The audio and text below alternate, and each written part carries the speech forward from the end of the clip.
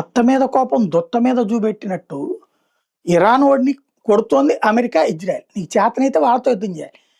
అలా కాకుండా వాళ్ళకి మిత్రులు అన్నటువంటి పేరుతో గల్ఫ్ దేశాల మీద దాడి చేస్తుంది, అదొక దరిద్రం. అది కాకుండా హార్ముజ్ జలసంధి దిగ్బంధించిన ప్రపంచ వాహన షిప్పులన్నిటి ఆపడం. వాడు అబ్బసొత్తు అయితే కాదు. వాడి యుద్ధం అమెరికాతో అయినప్పుడు మిగతా దేశాల మీద యుద్ధం ఎందుకు? ప్రపంచ దేశాలన్నీ కలిసి ఒక్కటయ్యి ఇరాన్ని తగలబెట్టట్లేదు కాబట్టి ఇరాన్ దర్జాగా రెచ్చిపోయి వ్యవహరిస్తోంది. తాజాగా మరొకసారి షిప్పుల మీద దాడి చేసింది. భారత్కు వస్తున్నటువంటి షిప్, సైప్రస్ నుంచి వస్తున్నటువంటి షిప్ మీద దాడి చేసి ధ్వంసం చేసి, ఈ నేపథ్యంలో భారత్ తీవ్రంగా స్పందించింది.